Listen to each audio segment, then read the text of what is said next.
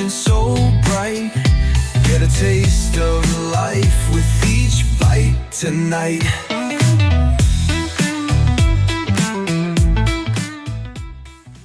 Great day, everyone. I want to welcome you to another episode of the Talk to Me Chef podcast. I'm your host, Diamond McNulty, the executive chef of Chef Diamond and Friends, where we teach our youth how to cook. We create an amazing experience at home and in schools, and the executive chef of Taste of Diamond Catering here in Atlanta, Georgia, surrounding areas. But I want to welcome you to the Talk to Me Chef podcast, where we interview amazing culinary experienced chefs and just hospitality individuals, and we want to share their journey so that it hopes that it may inspire others who are on their path or those who have taken other pathways and looking to transition over into the culinary space, right? So today we have an amazing guest, right? Come on in. I got to let her know. Chef LaSandra, she is the executive chef and CEO of Sam's Kitchen and Catering Company, and they're serving Chicago and all surrounding areas. So let's bring this flavor in. Come on in, Chef. How you doing today? Hi, how are you? I'm outstanding. How are you doing today, Chef? I'm doing pretty good. Can't complain. Yeah, thank you for joining us inside of the studio, aka the kitchen at the same time, right? Right.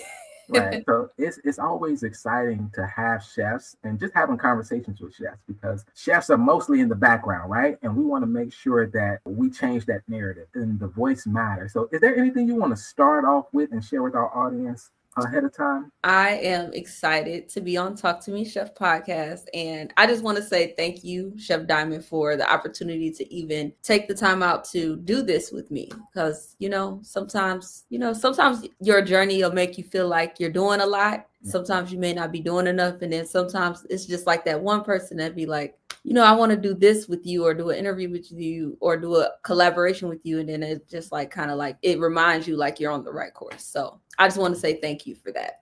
Yeah, Chef, your flavor, your creations, your presentations, I'm telling you, wait until everyone get a chance to see it if they haven't seen it already, but it matters. So I love how you navigate kitchen. So let's get started, Chef. Now, for that, I want to take it back. Let's talk a little bit about your journey up there, starting to become a chef, right? How was your upbringing, all those dynamics? I had a very interesting upbringing. I would say not like a typical kid, but, I feel like my entire life was perseverance, working with bad, good situations, no matter what, and just making the best of it all the time, no matter what's going on. So are you saying upbringing as far as like family wise? Like, yeah, family, born and raised, all of those good things. So I was born in Joliet, Illinois, J-Town, everybody. So lame. And I kind of went back and forth between Joliet and Harvey. My dad is from the south side of Chicago, but my grandmother lived in Harvey. So it was a lot of different navigating back and forth between there. And then my mom, she's originally from Clarksdale, Mississippi, but she lived in Joliet for a very long time, maybe 27 years. So a lot of my family is originally from the South, but obviously, migrated to the Midwest. And then with my siblings, I have one brother and three sisters. I am the youngest. Most of my upbringing, I grew up with one of my oldest sisters, Danielle, and my brother, Dedrick. He is the only son, so he is very special. So, like I said, we had a very creative but interesting and a very persevering childhood, together and individually. But we always just made things work. We did a lot of crazy stuff, but that's still here. That's how it happens. I'm telling you, the life of a chef, that's another movie to be told, right? Yes. Right. So what inspired you to become a chef? I would say more so always seeing my mom and my grandmother. And then another special woman she was my babysitter from when I was 6 months all the way until second grade. So I think just seeing how they had just not that many ingredients or not that many things, and seeing them come up with different things that's just so great, and that their families or my family would enjoy to eat. So I guess just just seeing how, how they use science and how they use critical thinking to make amazing meals like throughout the day, and working with what they had and not complaining about, oh, we don't have this or we don't have that. Like, okay, we don't have this, that's fine, we'll make it work. So I think just seeing perseverance at a young age and seeing how perseverance can make amazing things was kind of what got me into like really being a chef and making people happy. I love serving people. I love making people happy. Well, connecting those dots, that's crucial, Chef. So here you are, a young aspiring individual just watching mom and grandma, watching the family cook, and you're seeing their creativity firsthand. Like, that lens matters. I know there's some other young chefs. What was your first story of your first experience inside of the kitchen? Okay, so this is not a good one. So kids, do not try this at home. So I believe that I was 6 or 7 years old.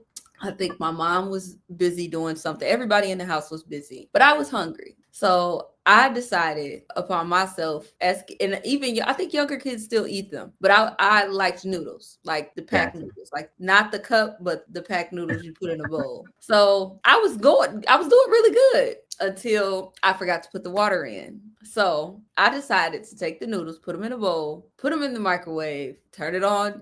I think it was like 2 minutes and 30 seconds or 3 minutes, one of those. I don't really eat noodles anymore like that, but I'm just going off of memory. So I turned it on and it was just smoke everywhere. Like, I almost burnt the house down. So my mom was like, obviously I was going to get in trouble, but everybody was kind of like on my case, like, Nana, and that's my nickname, Nana, like, Nana, what is wrong with you? Why would you do that? Why didn't you just ask for help? But I was hungry. Everybody was taking too long. So I took upon myself to go in the kitchen and get it done.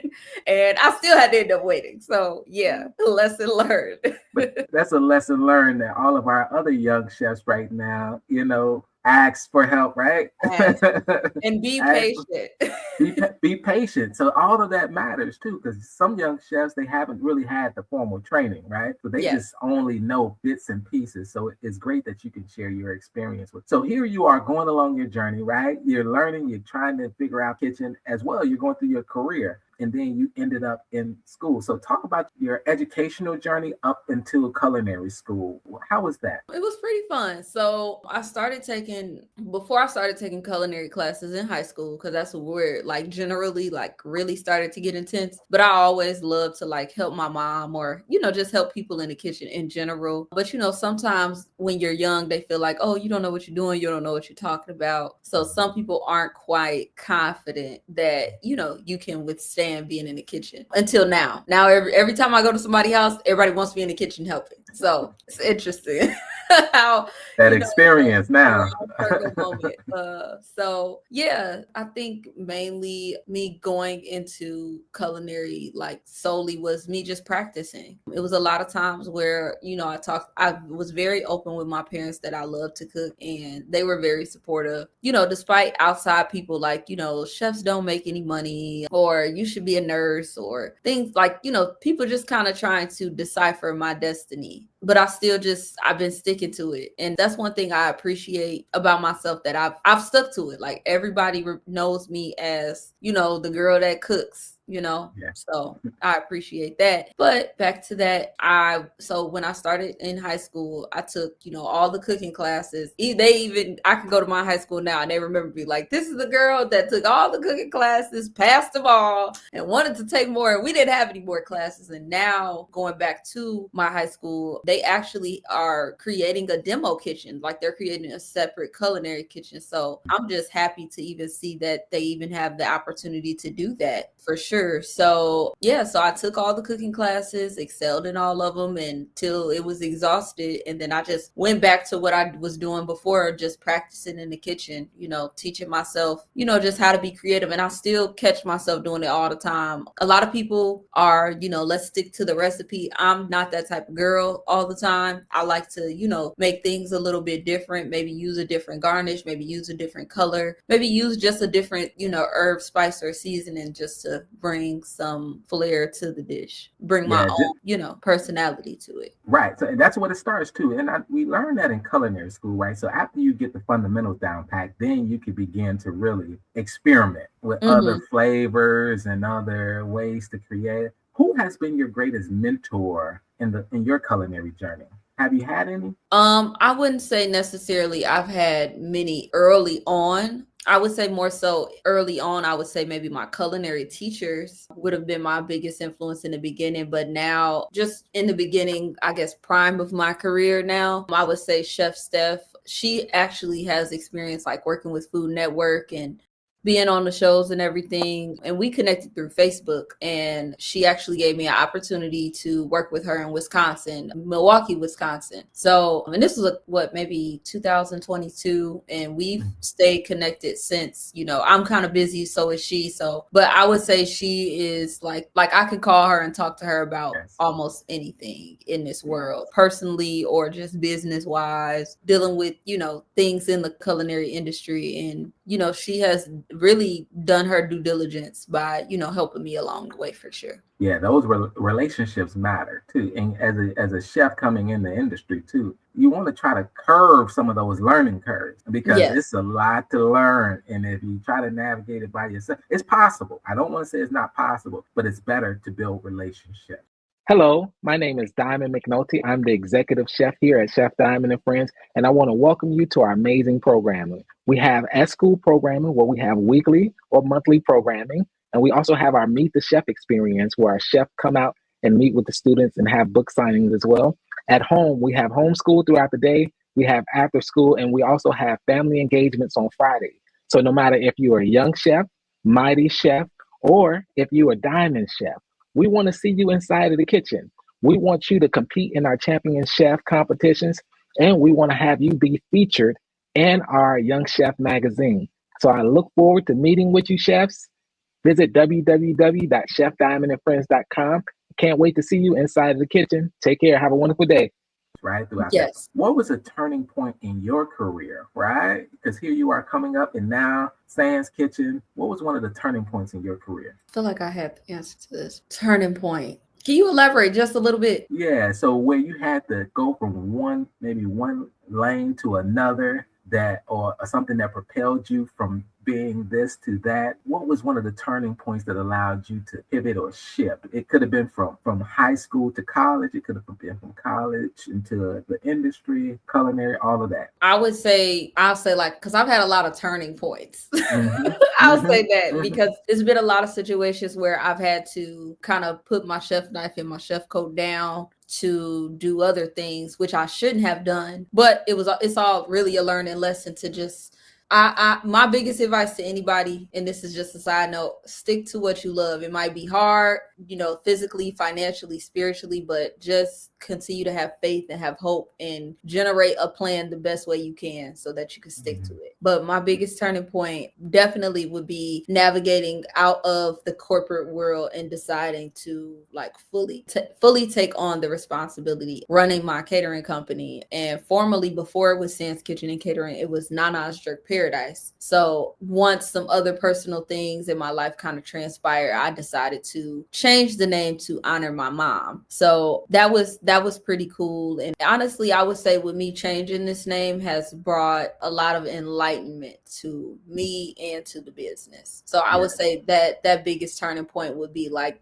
going away from the corporate world where I really know that, it's good experience, but it's not where I truly want to be because I'm not cooking. I'm, either on the phones, answering emails and things like that. And the corporate world can be a little scary sometimes.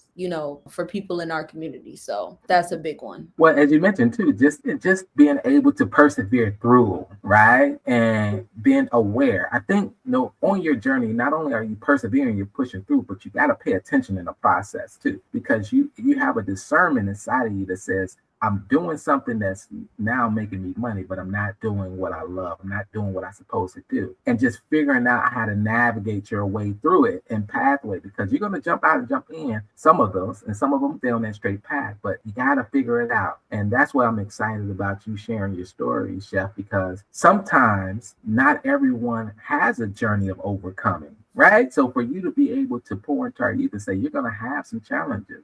Right? You're going to have to jump out. Maybe you don't have the resources you need to build the business, but continue to move it forward. Now, what are some of the what are you most passionate about within regarding cooking? What I'm most passionate about, I would just say building my own creative story through food. That's my Mm, biggest one, because obviously, we all have our inner child, and some people, utilize it, some people don't. But I try my best to use it throughout the cooking process and kind of express, like, to have fun cooking, but yes, also obviously we have to have a certain demeanor about ourselves as well within the process. So that's something that's really big to me. got it. I love that. And are there any resources that have helped you along the way? Are there any books that you love to read or any things that you've come across you like this helped me actually navigate my journey? I would say, I mean, they're not really culinary books. It's really more of like, mentally, I guess, building like your mental capacity of like Hmm. 48 Laws of Power. What's another book? Celestine Prophecy is really good. That's more of a spiritual book, but I actually learned quite a few things from that book. So though on the top of my head, those are like the top two books I would say that I enjoy. And it actually helps you, not just with, your culinary journey, but your daily life. So Mm. yeah. Personal development. I'm telling you, Steph, Yep. you hit it on the head. It's so because you can't build a business unless you're building yourself up at the same time, right? It's Yep. all about becoming. Now, what was one of the most challenging dishes that you've ever made? I would say what I thought was challenging was I did actually had a client last year that I did a like a French cuisine, like, so their entire I believe it was a four course. Yeah, Hmm. four-course menu was completely French. And I haven't it's a lot of things last year that my clients were kind of throwing at me that I haven't made either at all or haven't made in years. So that was kind of one, and the fact that it turned out the way it did. At first I was just kind of like getting frustrated. I'm like, "Oh, I don't know if this is going to turn out right," but I'm like praying like, "Okay, what are we going to do?" Like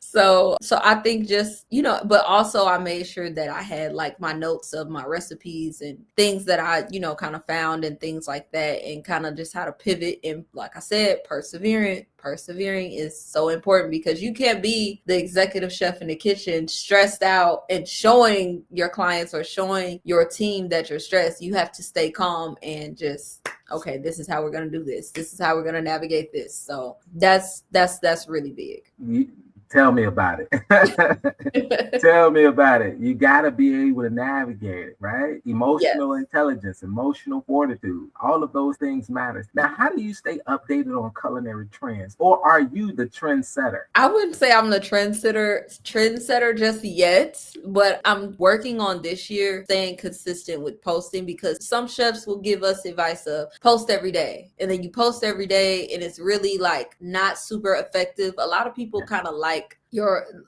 you to be spontaneous with your posting. So I'm really learning that and how to get creative in my own way. But I guess keeping up with culinary trends is really just, like I said, social media. Social media is really an effective tool for you to be successful in the business. You might see something that Coconut Cup does, and I can't remember the chef's name, but I remember his business name, Coconut Yeah. Cup. He's one of my biggest, persons that I follow and I watch, because he, instead of him using regular Schaefer dishes, he actually used smokers to put his Hmm. food in, like tall smokers, which most people wouldn't think to use that. But, he took on the idea to just do that. And even all the other things, he has a lot of construction and, like, a little bit of interior design experience of making, unique drink dispensers and things of that nature. So that also makes him stand out as well, because not only is he giving you an experience with the food, but he's giving you a unique experience as far as just the presentation in itself. So Yes. yeah. So just being able to stay up to date, right? Because there are some individuals that have different skills and abilities, right? As you mentioned, he's over Hmm. there, he's drilling things and putting things Yes. together. Yes. Right? Oh, but then too, to some that watch that they may not be inspired. They may be discouraged too. So you got to find your own lane as a chef too, because we all are unique, and we all have an audience that's watching us. So that's what I love about once you figure out who you are, and that's something you touch on often, chef. Once you know who you are, then you know how to navigate this journey. Is there any advice that you would give someone starting their culinary career or just anyone in general? Yes, just to piggyback on that, knowing who you are is really important. Knowing what you can and cannot do, because it's been a lot of times I have put myself in situations where I want to fulfill something that I could not, and I kind of got down on myself. But also, we have to understand that sometimes we just kind of bite off too much and we can't chew it all. It's the plates is too full and we can't finish them. So I would say just really honing in on like your niche. And sometimes your niche can be multiple things. So a lot of times when I talk to customers or just people in general, oh, what's your specialty dish? And it's like, I don't really have one because I've made Mediterranean food. I've made French food now. I've made Dominican food. I've made a lot of different cultures or a lot of different assorted world-renowned cuisines before. So I would say, kind of just tell me what you want and throw it at me and we're going to figure it out. So yeah. So it's okay if you're not that type of person, because some people are solely, maybe they just completely just want American made food or they want Caribbean food or whatever the dish or cuisine that they're looking for. So it's okay to just learn that lane and stay in it and know how to enhance it in your own way. And even utilizing ideas from other chefs, I think is pretty cool. Like even when people, use other chefs' ideas, I really feel like you should definitely give credit when it's due, but also don't worry about people copying. You should be inspired that people are actually watching you and are inspired by what you're bringing to the table. So that means that you're making a difference in the community. So I think that's something that in the culinary industry and in the food service industry, period, people need to kind of look at it bigger than that. Yes. And as you're continuing to create, you're going to have, depending on what you're doing, as far as catering, customers want what they want. So Right. it's just knowing what we have in our hands to provide. But like you said, having that array of different experiences allows you to be able to cater to some and say, I'm sorry, right now we don't offer that. Just being able to say no is saving you time, money, and stress. Right. And then, like you just said, if you're a type of chef that you may not offer that service, if you build enough relationships, you may know someone that does. So then that's where the referral comes in at. And then if you're bringing business to them, they may run into someone that they may can do it or they may not be available to do it. So then now you can do it. So I love the fact that it's kind of like, a trade-off relationship. Well, I feel like, it should be. Yeah, no, that's exactly how it works, Chef. Those relationships, collaboration over competition. Yes. Any day, right? So Yes. now, what cuisines and cultures, we talked a little bit about that, but what cuisines and cultures inspire you the most when cooking? I would say the biggest cuisine that has inspired me, and it still inspires me from college. So we actually decided to do in class, like it was like a around the world tour of cooking, basically, and we just learned different cuisines and things like that. And towards the end of that semester, everyone could pick their own cuisine and their own culture to do. So some people pick, one person may have picked Japanese, another person may have made American, someone else may have made, Mediterranean or whatever the case may be. But I decided to do Caribbean dishes. So ever since then, I've been inspired to do, Caribbean dishes. One of my biggest goals is to go to the Caribbean and actually like connect with chefs in that area and just learn from them, because like I said, their Caribbean food and our Caribbean food, two totally different palettes, two totally different flavors, two totally different colors. It's a lot of, differences between them. The way we make things and the way they make things is different. And there's Right. nothing wrong with that. Right. So just knowing how to navigate it too. Like you said, some people that are here, they know what authentic looks like. And that's Yes. what they may be looking for. They may be looking at, are there any culinary destinations that you would love to visit or that you're planning on visiting? I would say, like I said, one of them would definitely be the Caribbean for sure. I haven't thought of anything else besides there, and I definitely want to go to Ghana. I haven't made like jollof or anything like that. I think they make jollof, I believe, but I haven't made it before. But I definitely want to learn, just because I know a lot of people are open to trying it. It's a different dish, so I think that would be really nice to go there and connect with them as well. So yeah. Yes. Being able to travel and have all of those different experiences. And they matters. And I say that to say, so as a young chef that may be watching this, or just anyone that's aspiring, that we got to have a continuous improvement mindset, right? Because Yes. as a chef, this industry, these recipes, the palettes, the cuisines, it's so many of that Yes. you'll spend a lifetime experiencing. And I love that you're tapping into various things, chef. What skills or techniques are you currently learning? Anything new that you're working on? Nothing at this moment yet. I guess because I'm still kind of getting myself together from the busy 2024 I just had.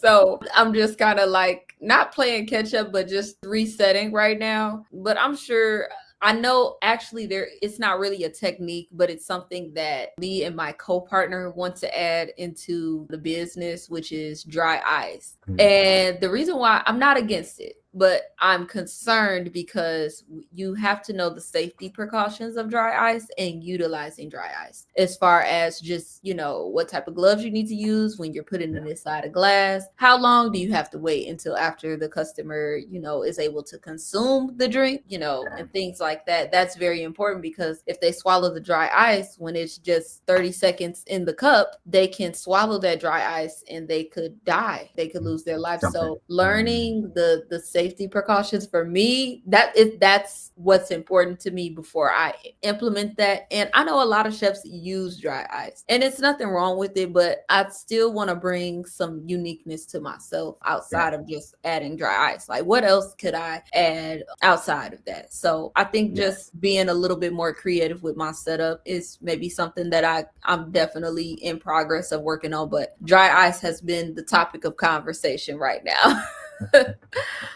But that's great, and it's always having something to look forward to. Now, if you weren't a chef, what would you be doing, chef? So I'm a woman of many talents. So I would say either I would be on tour dancing, or honestly, or I'll be modeling. One of those. So Awesome. that is still a tough industry. So Right. you gotta pick your heart.